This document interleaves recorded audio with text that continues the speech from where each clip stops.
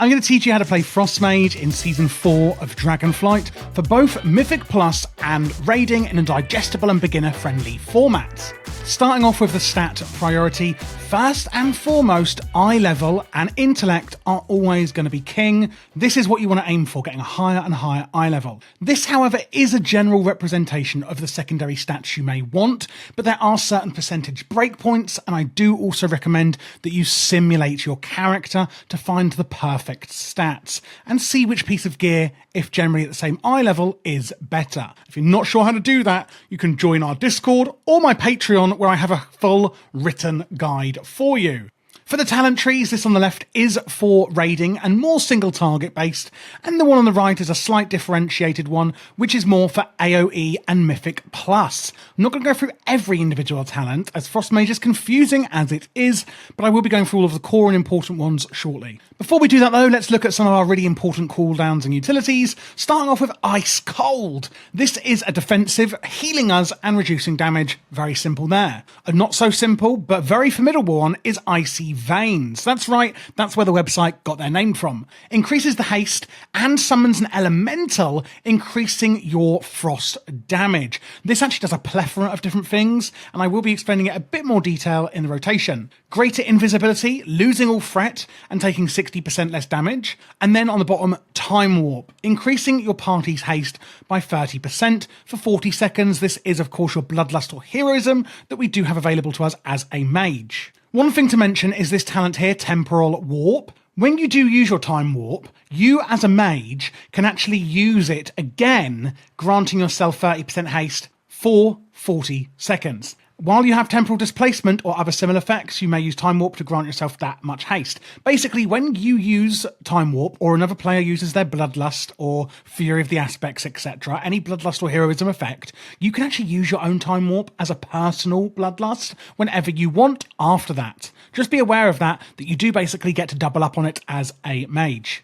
And lastly, Mirror Image. Summoning mirror images to attack your target, but don't be fooled, it's not really much of a DPS increase, and actually, for every mirror image you have, it's actually going to reduce your damage taken, and is more of a defensive spell. We do also have a plethora of different utility spells at our disposal. One of my favourites being Polymorph, polymorphing our target and incapacitating them. Arcane Intellect, buffing our party for 5% intellect for our party, or raid should I say. Counterspell is a kick, or otherwise as it's known, an interrupt, used to interrupt our enemy's spellcasting, and this is really, really useful. Another great one is Blink, where we're going to blink forward. It's not my favourite movement speed ability because you don't know exactly where you're going to land. You obviously know roughly how much of a distance, but you've got to be careful that you don't end up going into something even more deadly than you're trying to get out of. Now that we're in game, let's actually have a look at it, how it all comes together. Ignoring these huge action bars, of course, that is just there for the guide. I don't play like that.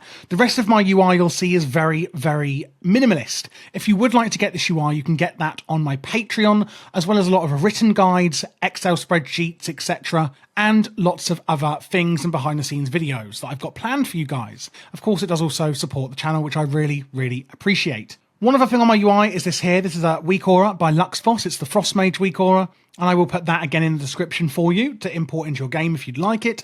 And it basically has our cooldowns, buffs, and everything we need to know all in one centre place in the screen for us, so we're not sort of looking around all over the place. And one last thing I want to mention before we get into the rotation is our mastery. Frost Mage can look very complex at the start, but it's actually a lot simpler than you think. So our mastery is called Icicles. Casting a Frostbolt, Ice Lance or Flurry grants you an Icicle. Casting Ice Lance causes all icicles stored to begin launching at the target. So TLDR, when we're casting our spells, we're going to get these little icicles around us. And then when we cast our Ice Lance, all these icicles are going to kind of launch at the target, each doing frost damage. Frostbolt and Flurry have a 30% chance to generate 2 icicles. Up to 5 icicles can be stored. Any excess icicles gained will be automatically launched, so you don't have to worry about that, thank God. Increases the damage of our Frozen Orb, Blizzard and Comet Storm by 17%, and increases the damage of Ice Lance, Glacial Spike and Ray of Frost by 11%. So as you can see, our mastery is very, very in-depth there compared to other specialisations. Starting off with our top priority, it is going to be our Icy Veins cooldown, which which, remember, accelerates our spell casting for 30 seconds. It is on a 2-minute cooldown, granting us 20% haste and preventing damage from delaying your spell casts.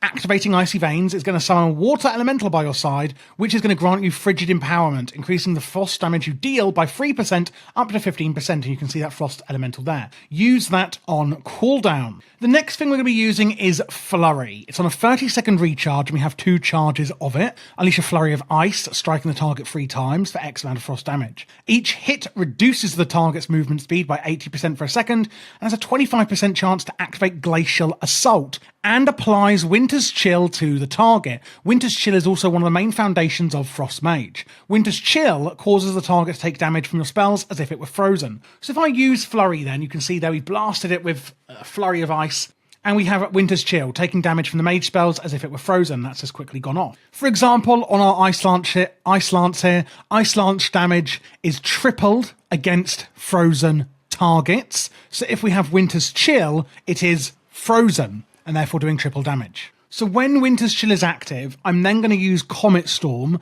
on a 30-second cooldown. Cools down a series of 7 icy comets on and around the target that deal up to 30,000 frost damage to all enemies within 6 yards of its impact. And you can see those coming down here. So if we've got our Winter's Chill on the target, we're going to be using Comet Storm. And again, if we have our Winter's Chill on the target, we're going to use our Ray of Frost. Channels an icy beam at the enemy for 3.6 seconds, dealing X amount of frost damage every 0.7 seconds, slowing their movement speed. Each time Ray of Frost deals damage, its damage and snares are increased by 10%. This is going to generate 2 charges of Fingers of Frost. Fingers of Frost is this talent here. Frostbolt has an 18% chance, and Frozen Orb damage has a 10% chance to generate a charge of Fingers of Frost. So what do those fingers do then? Fingers of Frost causes your next Ice Lance to deal damage as if the target were frozen.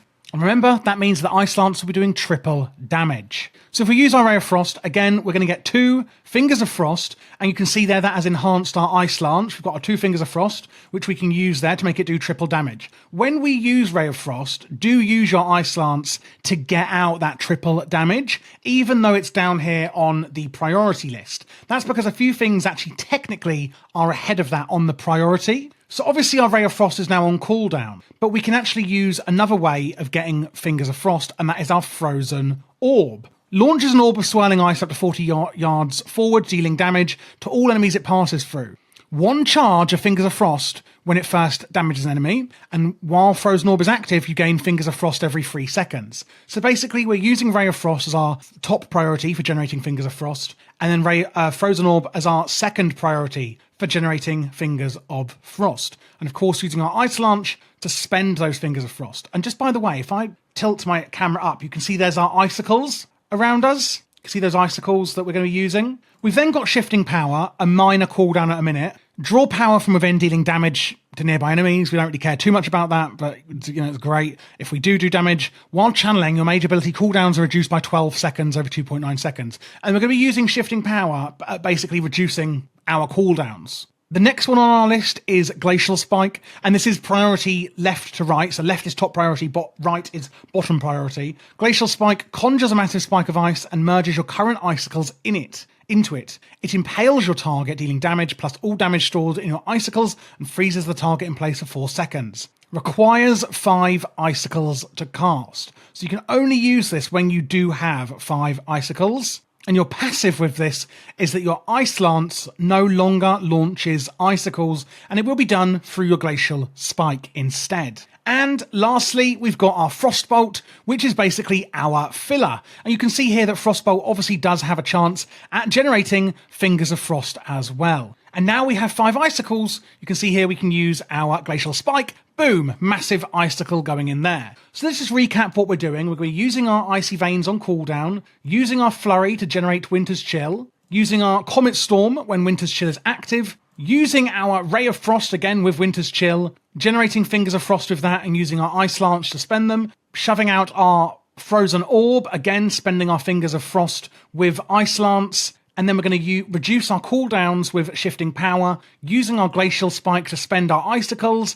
and again using our Ice Lance to actually spend our Fingers of Frost, using Frostbolt as our filler when we have nothing else to press. And that is... Oh god, I choked to death then. And that is how we're going to be playing single target for Frost Mage in Season 4. For the actual set bonus we're getting, the 2 set bonus revolves around Glacial Spike this season, increasing its damage done by 16%, and when it shatters a frozen target, as we've seen a lot of our spells are freezing our target, this is actually going to deal 15% of its damage to nearby enemies. And the 4 set bonus makes it so that Glacial Spike has a 40% chance to trigger Brain Freeze. Brain Freeze is this talent here. Your Frostbolt has a 30% chance to reset the remaining cooldown on Flurry and cause your next Flurry to deal increased damage, and that is your Flurry here. So again, your Glacial Spike has a 40% chance to actually trigger a Brain Freeze, and that's from your 4 set bonus this season. We've got a few other important talents. Bone Chilling, passively increasing your spell damage when you're doing a rotation. Flash Freeze, where your icicles have a chance to give you your Fingers of Frost. And this one here, Cryopathy. Each time you consume Fingers of Frost, the damage of your next Ray of Frost is increased by 5%. And that stacks up to 50%. And Icy Veins will give you 10 stacks instantly. And this is your Ray of Frost here. So as you can see, when I use my Icy Veins, I'm now going to be doing super duper damage on my Ray of Frost here. Regarding Comet Storm, remember this is one of our top priorities in the rotation. One of the reasons for this is Glacial Assault. Your Comet Storm increases the damage your enemies take from you by 6% for 6 seconds. Therefore, we want to get that out as much as possible to increase our damage done from our other spells. And Flurry has a 25% chance each hit to cool down an Icy Comet, crashing into your target and nearby enemies for X amount of frost damage. As you can see in a lot of these talents, it is actually doing a lot of AoE damage to multiple targets. For example, here our Glacial Spike is also going to hit a nearby target for 100% of its damage, and therefore when we actually go into the Mythic Plus build, you can see here that not many points are really changing at all. Namely, our Freezing Rain, Frozen Orb makes Blizzard instant cast and increases its damage done. Ice Cooler, each time Blizzard deals damage, the cooldown on Frozen Orb is reduced. While Frozen Orb is active, you gain Fingers of Frost. Oh, I think we already had those. So TLDR then, when we use our Frozen Orb here, this is going to make our Blizzard instant, and Blizzard Ice Shards pelt the target area, dealing X amount of frost damage and reducing movement speed by 60% for 3 seconds. Each time Blizzard deals damage, the cooldown of Frozen Orb is reduced, and you can use this pretty much on cooldown in an AoE environment. And that is pretty much it, guys. There's only a few little things I want to talk to you about, and that is these 3 down here. Cold Snap is on a 5-minute cooldown, resets the cooldown of Ice Barrier, Frost Nova, Cone of Cold, Ice Block, and Ice Block. Ice Barrier shields you with ice, absorbing damage for 1 minute. Melee attacks against you reduce the attacker's movement speed. And Ice Cold, where your blood runs cold, reducing all damage taken by 70%. While Ice Cold is active, you heal for 80% of your maximum health over the duration. Using Cold Snap will reset the cooldowns on these 2 spells, and these are 2 major defensives that you have got that I don't think I spoke about before, and if I did, well, here we are again. And again, don't forget with your Time Warp, you can use this twice for you specifically, massively increasing your haste. And that is it. That is how we're going to play Frost Mage in Season 4. I must say, this is my final video for Season 4 PvE guides. I started doing content in November in Season 3. I only had 1,000 subscribers then. I'm now nearly getting towards 12,000 since Season 3 started, and the feedback has been just amazing. And I didn't manage to get every class done in Season 3, but here in Season 4, I've officially done it. I've now done a guide for every single spec in Season 4 for PvE, and I'm so grateful for all your support. It's been an absolutely huge undertaking. I do actually work a 9 to 5, and then I just do all this in my evenings and weekends. So, you know, it's been grueling getting all 39 specs done, but the fact this is the final one, I feel incredibly proud, and I'm just so thankful for all of your support, etc. And I really do hope these videos are helpful for you. I've got a lot more planned. I don't normally put such an outro onto my videos, but considering this is the last one and it's the first time I've achieved this, I just kind of wanted to add this extra note in there because I am like so ecstatic right now that I've managed to do it. So if you are looking for other spec guides, whether it's Mage or others, click this playlist here because I have all 39 of them now officially for you, waiting to be watched. And again, if you would like to support the channel, please do join the Patreon or join the Discord where we can help you out with any questions or queries you may have around any specs. You can get my UI on the Patreon, and you can get a lot of other guides that I've written as well. And don't forget to subscribe because I've got a lot more content coming outside of PvE class guides as well.